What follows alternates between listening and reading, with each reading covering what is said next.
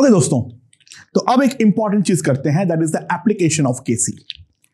केसी का फंडामेंटली दो एप्लीकेशन है और वो पहला जो है that is the predicting the extent of reaction, predicting the extent of reaction.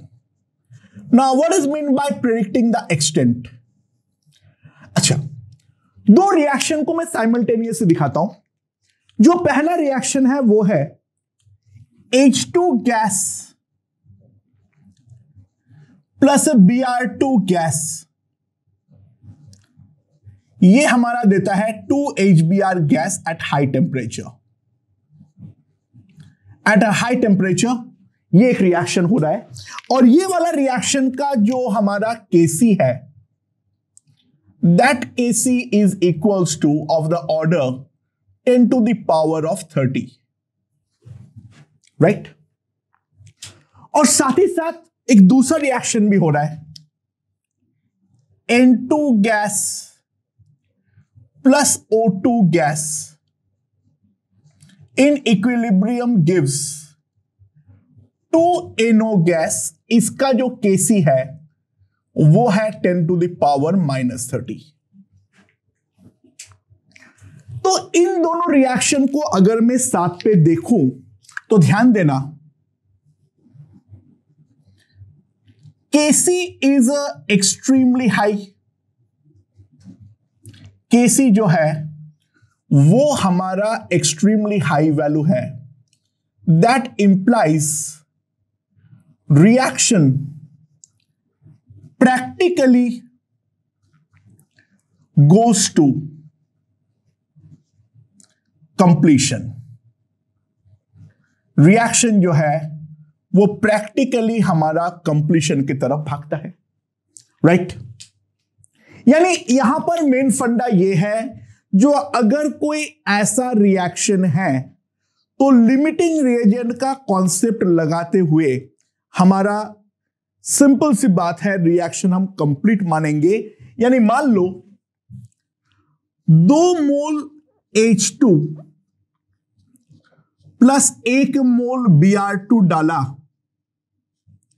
तो ऑब्वियस सी बात है यहां पर हम ध्यान दे सकते हैं, क्योंकि एक H2 के साथ एक Br2 रिएक्ट करता है और मैं 2 मोल H2 डाला और 1 मोल Br2 डाला, तो Br2 जो है वो मेरा है लिमिटिंग।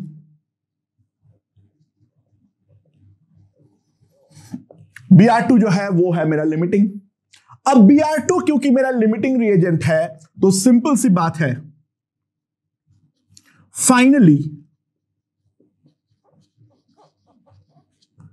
कोई इक्विलिब्रियम के बारे में सोचने का मतलब ही नहीं बनता है, राइट?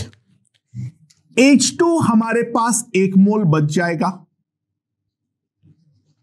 Br2 जो है वो हमारा प्रैक्टिकली 0 मोल हो जाएगा और 1 मोल H2 और 1 मोल Br2 रिएक्ट करके 2 मोल HBr देगा, तो HBr हमारे पास 2 मोल हो जाएगा।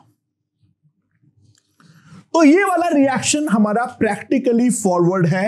यानी अगर Kc का वैल्यू एक्सट्रीमली हाई दिया हुआ है, the extent of reaction is extremely huge, तो सिंपल सा मतलब है ऐसा क्वेश्चनों में इक्विलिब्रियम सोचने का ज्यादा कोई फायदा नहीं मिलने वाली है। हमें चुपचाप ये मान लेना चाहिए जो यहां पर रिएक्शन जो हो रहा है वो कंप्लीटली फॉरवर्ड है। ऑन द अदर हैंड अगर मैं इसके बारे में बातचीत करूं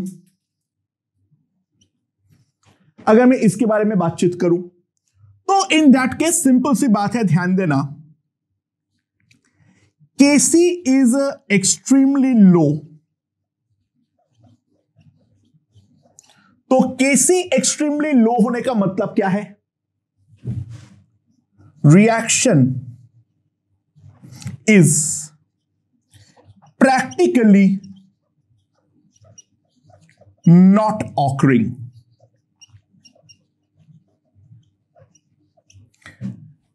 प्रैक्टिकली ये रिएक्शन हो ही नहीं रहा है। Reaction is completely backward, concentration of NO जो हमारे पास आएगा वो हमारा लगभग लगभग 0 मोलर आने वाला है। क्या एग्जैक्ट 0 है? नहीं, ऑब्वियसली नहीं। ऑब्वियसली ये एग्जैक्ट 0 नहीं है, ना Br2 एग्जैक्ट 0 है। ये किस तरीके से निकालते हैं वो तो हम बाद में देखेंगे, लेकिन एग्जैक्ट 0 तो डेफिनेटली नहीं है, बट लगभग लगभग हम बोल सकते हैं जो हमारा रिएक्शन जो है वो हाईली बैकवर्ड फेवर्ड है, फॉरवर्ड रिएक्शन हमारा ना के बराबर होने वाली है। ओके, सो कुल मिला के बात यह है, अगर मैं यहां पर के इक्विलिब्रियम की वैल्यू प्लॉट करूं,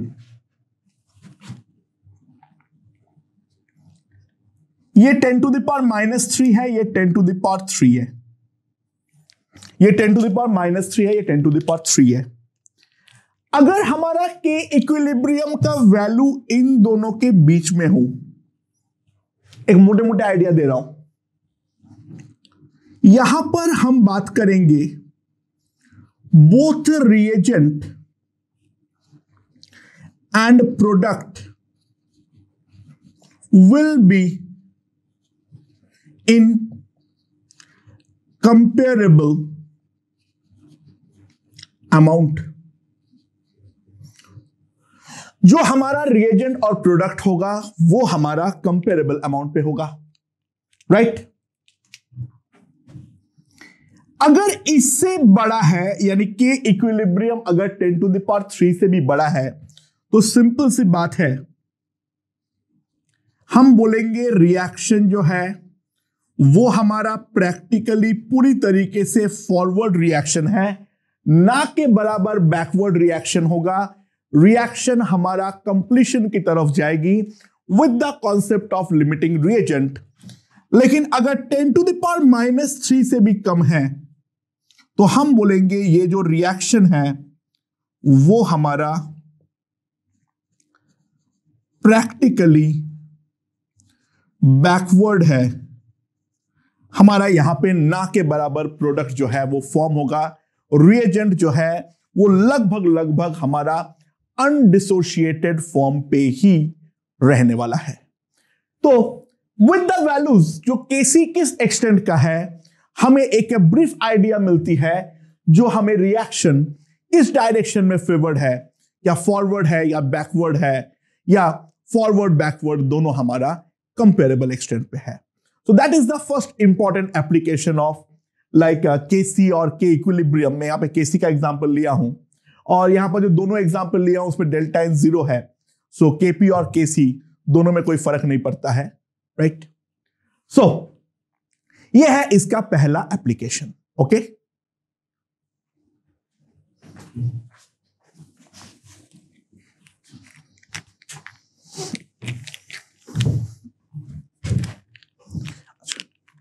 तो अब यहां पे एक इंपॉर्टेंट टर्म में डिफाइन करूंगा और वो टर्म है degree of dissociation alpha.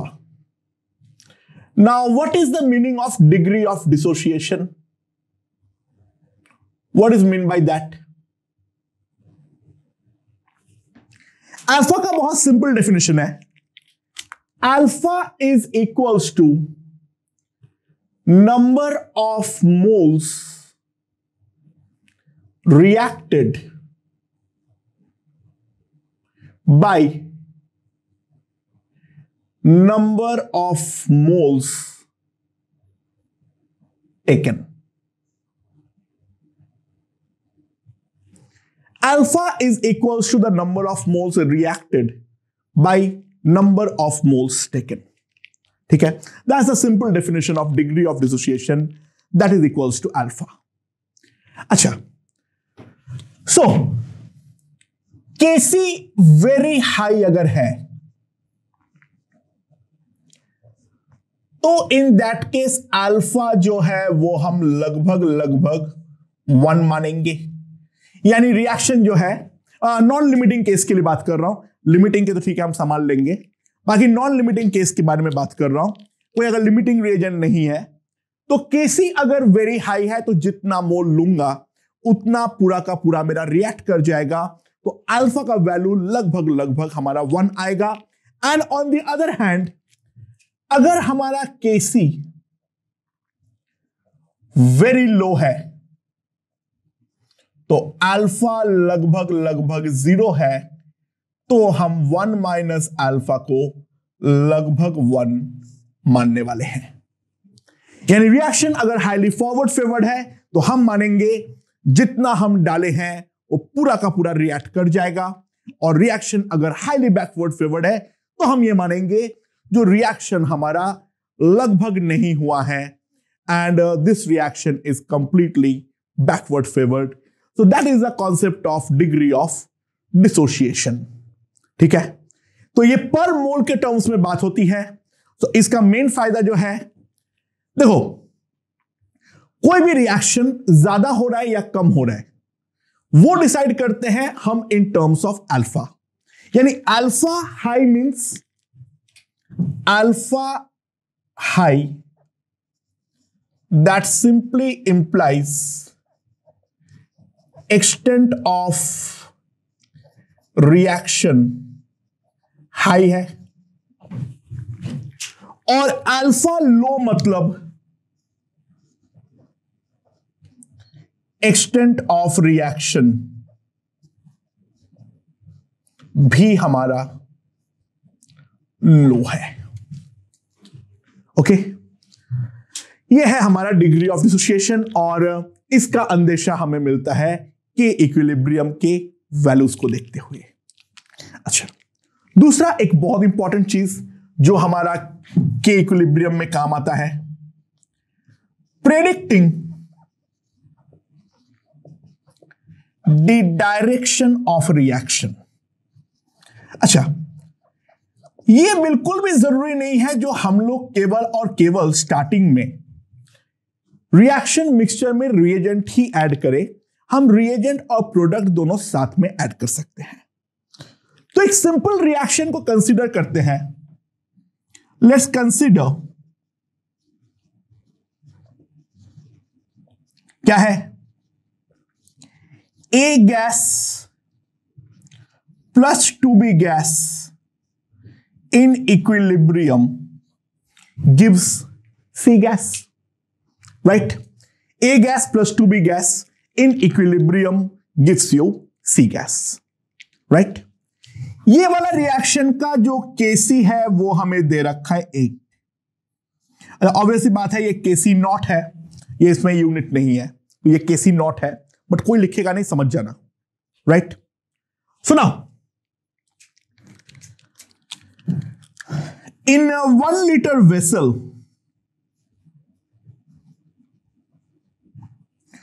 two moles of A,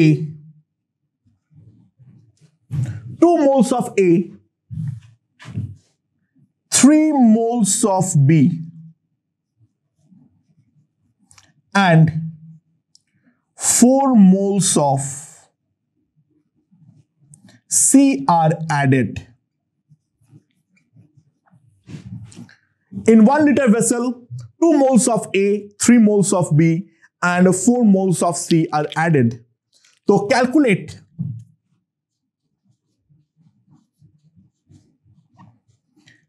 equilibrium, calculate the initial direction of reaction. Initially हमारा जो रिएक्शन है वो किस डायरेक्शन के अलोंग जाने वाला है, यानी क्या वो फॉरवर्ड जाएगा, क्या वो बैकवर्ड जाएगा, किस डायरेक्शन के अलोंग ये मूव करेगा, वो हमें प्रेडिक्ट करने की जरूरत है। सो कैसे करेंगे? ये प्रेडिक्शन के लिए हम एक नया टर्म डिफाइन करेंगे, that is the reaction quotient. अच्छा, रिएक्शन कोशेंट का जो शक्ल है वो बहुत ही कंफ्यूजिंग है। यहां पे हमने QC डिफाइन कर रहे हैं, वो QP, QPC ये सब भी डिफाइन होता है डिपेंडिंग अपॉन, यहां पे हमें KC दे रखा है तो हम QC डिफाइन करेंगे, एंड हम QP वगैरह भी डिफाइन कर सकते हैं। अच्छा, QC क्या होता है? बहुत सिंपल बात है, क्यूसी का शक्ल एग्जैक्टली हमारा इक्विलिब्रियम की तरह ही होता है। यानी जो हमारा केसी होता है एग्जैक्टली सेम चीज हम क्यूसी के लिए भी लिखते हैं। यानी केसी क्या होता है, हम तो यही लिखते, केसी भी हम एग्जैक्टली यही लिखते। The only difference is these concentrations need not be equilibrium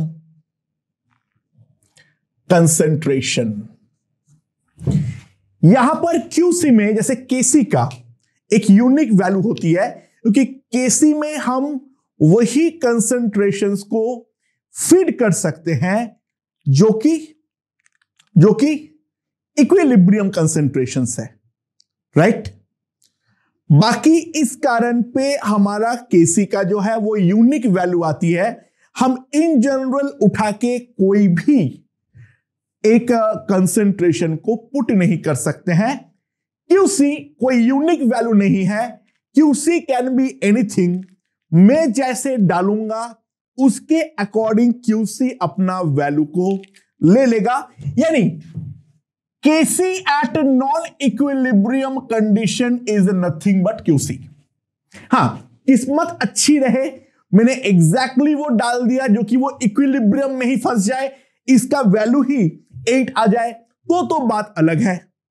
बाकी otherwise in general QC will have a non unique value, right.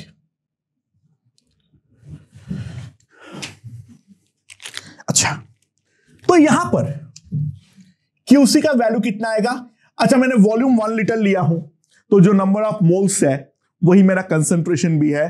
तो यहां पर अगर मैं देखूं QC का वैल्यू जो होगा that will be 4 into 2 into 3 square, that is equals to 2/9, जो कि हम साफ साफ देख सकते हैं दैट इज लेस देन 8, और 8 जो है वो KC है।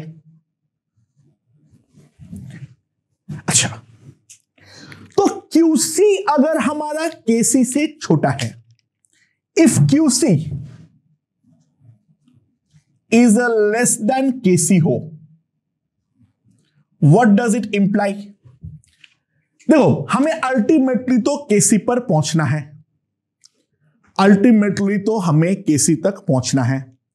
तो अल्टीमेटली अगर हमें KC तक पहुंचना है तो दोस्तों ध्यान दो, क्या है, हमें QC को बढ़ाना पड़ेगा अगले इंस्टेंट पे। तो डेफिनेटली हमें न्यूमरेटर को बढ़ाना पड़ेगा और डिनोमिनेटर को कम करना पड़ेगा। यानी A और B हमारा कंज्यूम होना चाहिए और C हमारा पैदा होना चाहिए, तभी तो मेरा न्यूमरेटर बढ़ेगा और डिनोमिनेटर कम होंगे। यानी QC अगर KC से छोटा है तो सिंपल सी बात है, जो रिएक्शन होगा वो होगा हमारा forward reaction. On the other hand, if QC मेरा KC से बड़ा हो, QC अगर हमारा KC से बड़ा है, राइट, तो इन दैट केस हमें न्यूमरेटर को अब कम करना पड़ेगा और डिनोमिनेटर को बढ़ाना पड़ेगा। यानी कंसेंट्रेशन ऑफ C कम होनी चाहिए, कंसेंट्रेशन ऑफ A और B बढ़नी चाहिए, तो रिएक्शन डेफिनेटली मेरा बैकवर्ड शिफ्ट करना चाहिए। So it will be a backward reaction, यानी रिएक्शन जो होगा वो यहां पे बैकवर्ड होगा। एंड सिमिलरली किस्मत अगर अच्छी हो, QC अगर KC के इक्वल हो जाए तो equilibrium, so no further reaction. तो जो गिवन क्वेश्चन था वहां पर KC का वैल्यू जो था वो 8 था और QC का वैल्यू हमारा 2/9 है, जो कि डेफिनेटली हमारा क्या होगा, डेफिनेटली हमारा क्या होगा, हमारा QC KC से छोटा है, so reaction will go to the forward direction. So calculate the initial direction of reaction. हमारा आंसर सिंपली आ जाएगा, the reaction is going to be a forward one. ठीक है? अच्छा, रिएक्शन कब तक होगा? देखो, जैसे जैसे रिएक्शन होगा QC मेरे बदलते रहेंगे। रिएक्शन तब तक होता रहेगा जब तक ना QC KC के इक्वल हो जाए, यानी reaction will proceed, reaction will proceed till QC becomes equal to KC. Reaction will proceed till QC becomes equal to KC. ठीक है? And a similar logic can be given for similar logic can be given for